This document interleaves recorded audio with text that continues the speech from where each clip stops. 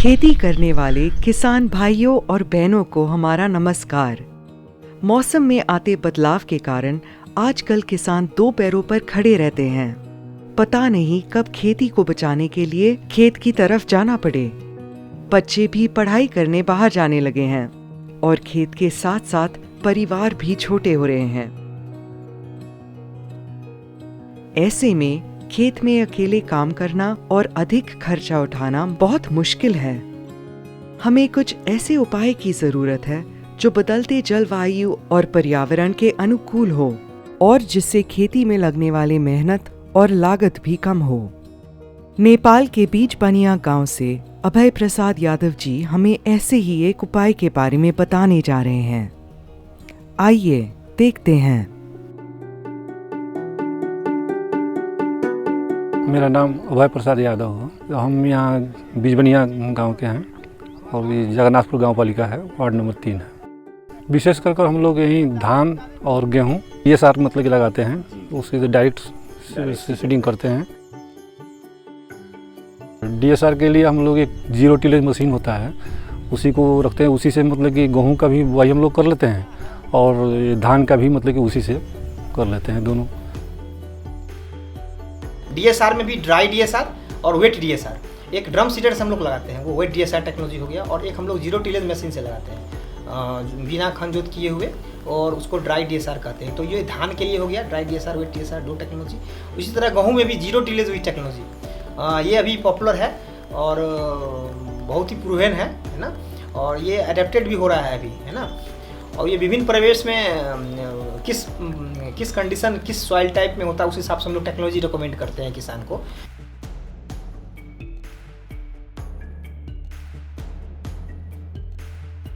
DSR के बारे में पहले हमको पता नहीं था मतलब कि, लेकिन वहाँ जो एग्रीकल्चरल जो रिसर्च सेंटर है ना वहाँ पर रानीघाट में, वहाँ पर हम देखे थे थोड़ा, तो एकदम अच्छा दिखाई दिया हमको जो हो रहा है।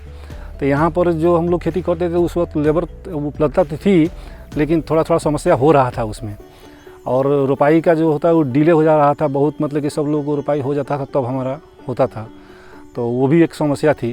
तो इसलिए उसको मतलब कि खेती करने के लिए हम इसको अपनाना शुरू किए। तो पहले थोड़े थोड़े खेत में किए, अब जब देखें जो मतलब कि हाँ अभी हो रहा है तो पूरी खेत में मतलब कर दिए हैं। थोड़े बहुत मात्रा हम ये ट्रांसप्लांटिंग में करते हैं, बाकी सब सारी DSR ही करते हैं।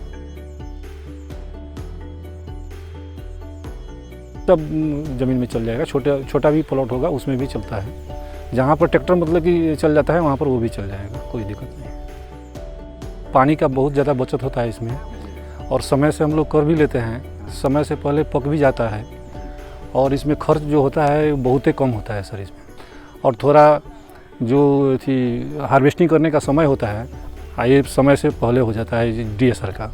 जो सर ट्रांसप्लांटिंग का जो मतलब कि खर्च होता है, वो ट्रांसप्लांटिंग के खर्च में से आधा खर्च में मतलब कि DSR का काम हो जाता है, और जिसके चलते मतलब कि इसका DSR करने में फ़ायदा मतलब कि उतना प्रॉफिट ज़्यादा बढ़ जाता है इसका।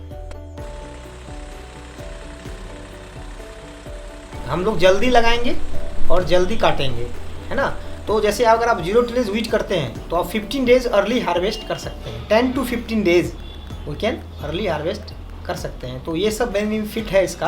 अगर आपका खेत, और अब टाइमली सोइंग का बात है, लेट सोइंग करेंगे यील्ड घटेगा, तो ये सब बेनिफिट है ये टेक्नोलॉजी का। वाटर सेविंग तो है ही, है ना, और इसके बाद लेबर सेविंग हो गया, आपका टाइम सेविंग हो गया। DSR है तो वहाँ हम लोग कुछ फाइंडिंग्स है, 3 to 4% इंक्रीज यील्ड है, या अगर मोर और लेस सेम भी आता है, फार्मर प्रैक्टिस में सेम भी आता है। फिर भी यदि सेम आता है तो अगर आप कॉस्ट ऑफ कल्टीवेशन को कैलकुलेट करें तो we are in a benefit sides. ऐसे आराम बा, पहले आराम बा, देख के आराम बा। बिया छीटे वाला आदमी नहीं के खोजे के पड़िया, नहीं के खोजे, बिया काटे वाला आदमी नहीं के खोजे के पड़त, रोपे वाला नहीं के खोजे के पड़त, सबसे आसान। हमारे लिए तो एकदम आसान हो गया है, लेकिन जो मैंने साइड के जो बगल के किसान हैं लोग, तो थोड़ा थोड़ा इथी वाले हैं, तो अभी मतलब उनको भी समझ में आ रहा है। अब पहले वो हाथ से अपना कर लेते थे, लेकिन उनके लिए भी अब समस्या हो गया, लेबर वाला समस्या, पानी का समस्या। अगर पानी समय से नहीं पड़ा तो भी मतलब कि पानी का खर्च भी उनको बहुत ज़्यादा पड़ता है, उनको भी पंप सेट चला कर इथी करना पड़ता है। तो उनको भी अब एकदम ऐसा लग रहा है कि नहीं, खर्च इसमें कम है और हो भी रहा है। तो अब पिछले साल मतलब कि 10-12 आदमी मतलब कि लगाए हैं, और इस साल हमको लगता है कि 50-60 आदमी मतलब कि बढ़ेंगे सब। अब धीरे धीरे मतलब कि इधर की तरफ चल रहे हैं लोग।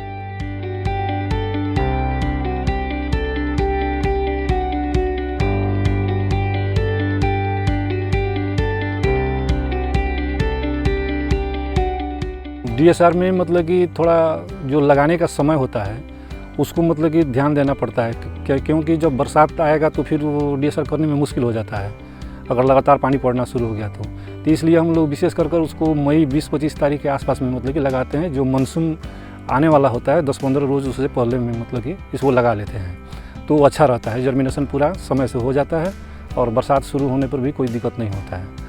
अगर उसको नहीं लगाएं तो मतलब कि थोड़ा समस्या होगा, फिर जर्मिनेशन का समस्या होता है बस। और दूसरा जो बुआई के जो उसका गहराई होता है मतलब कि 0 टिलेज का जो टाइम होता है ना, मतलब कि जो डेप्थ, उसको थोड़ा ध्यान देना पड़ता है DSR में।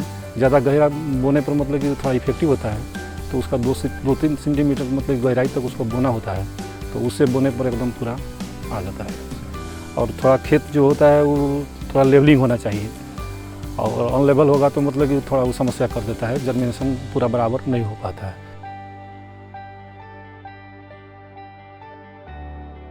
धीरे धीरे हम लोग के संविधान में ही चकलाबंदी का कॉन्सेप्ट आ रहा है, अभी सामूहिक खेती का आ रहा है। तो ये सब फार्मूला अपनाया जा रहा है, सामूहिक खेती करके हम फील्ड का प्लॉट बढ़ाएंगे, वहाँ पर मशीन से खेती करेंगे। तो ये सब अगर दिन आने वाले दिन में हम लोग अपने खेल के पहले हम लोग ये 0 टिलेज है करके गाँव में जाते थे, है ना, मशीन लेके। अब किसान में थोड़ा चेंज आ गया है, वो 0 टिलेज यूट्यूब में देख के आते हैं। सो ये चेंजेज आया है, तो आने वाले दिन में ये सब में ही जाना पड़ेगा हम लोग को, दूसरा ऑप्शन नहीं है। क्योंकि एक साइड पॉपुलेशन इंक्रीज हो रहा है तो यील्ड बढ़ाना है हम लोग को, है ना। तो हम लोग हाइब्रिड वैरायटी लेके उसको मैकेनाइज करेंगे तो यील्ड बढ़ेगा। कॉस्ट ऑफ कल्टीवेशन घटाना है क्योंकि लेबर नहीं मिल रहा है, उनको खेती करना है। तो आने वाले दिन में ये सब का मैंने फ्यूचर अच्छा ही देख रहा हूँ और क्लाइमेट स्मार्ट एग्रीकल्चर की तरफ जाना ही पड़ेगा।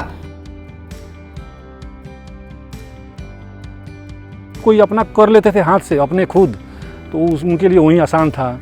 लेकिन अब उनके भी परिवार में बल बच्चा जो पढ़ने वाला सब है, अब बाहर सब निकल रहा है कमाने के लिए, तो उनका भी सदस्य तो धीरे धीरे कम होते जा रहा है। तो उनको भी अब मजबूरी हो गया है कि DSR की तरफ जाना ही होगा। और या इसके चलते इसमें मतलब कि नहीं होगा। पहले जैसे हम लोग थोड़ा झाड़ पात से फेस करना पड़ता था ना, वो देख कर थोड़ा डर जाते थे वो लोग, लेकिन अभी तो बहुत केमिकल सब आ गया मतलब कि इसके हर्बिसाइड के लिए, तो अब कंट्रोल हो जा रहा है, लेबर उतना नहीं लगाना पड़ रहा है। तो उन लोग भी अब मतलब कि पूरा कन्विंस हो गए हैं कि अब हो रहा है ऐसे। नेपाल की यह कहानी ऐसे ही कई किस्सों में से एक है। यह जलवायु स्मार्ट कृषि की चुनौतियों और सफलताओं का एक उदाहरण है।